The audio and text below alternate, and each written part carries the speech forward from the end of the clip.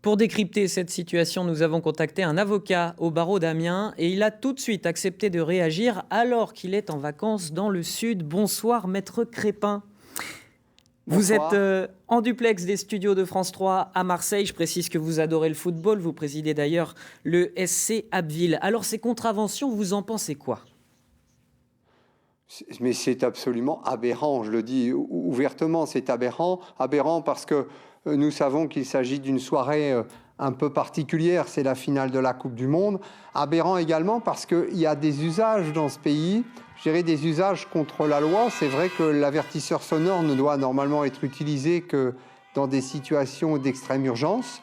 Ceci étant, il y a des usages, notamment les jours de mariage, les jours de fête, et il y a des tolérances qui font qu'à ce moment-là, que ce soit les services de police ou de gendarmerie, on ne verbalise pas dans ces moments festifs.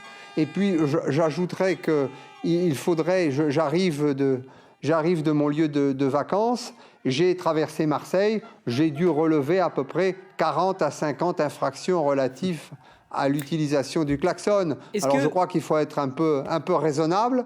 C'était une soirée spécifique, chacun a manifesté sa joie. On a les uns et les autres klaxonné. Est-ce que vous auriez des conseils à donner aux personnes qui ont été verbalisées?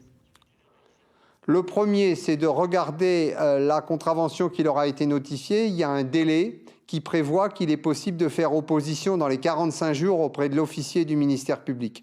La méthode est la suivante: adresser une lettre recommandée à l'officier du ministère public en joignant la contravention et en contestant les faits qui leur sont reprochés, en leur indiquant qu'il s'agissait d'une soirée particulière et que par conséquent elle conteste l'infraction et qu'elle demande à être convoquée devant le tribunal pour pouvoir s'expliquer. Je crois qu'il faut aller jusqu'au bout de l'incohérence parce que véritablement il faut pouvoir s'expliquer sur cette situation, mais qui est, c'est une première, hein. On n'a encore jamais vu en France verbaliser parce qu'on klaxonnait le soir d'un événement festif qui est un événement que nous savons national. Sur au moins une des contraventions, il est indiqué que la voiture a été interceptée, alors que selon nos constatations, ce n'est pas le cas. La police a juste relevé la plaque. Est-ce que ça change quelque chose?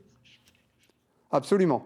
S'il est prétendu que le véhicule a été intercepté et que la plaque a juste été relevée, c'est un moyen de procédure, la contravention est nulle. Cette personne doit d'autant plus contester en envoyant la lettre recommandée.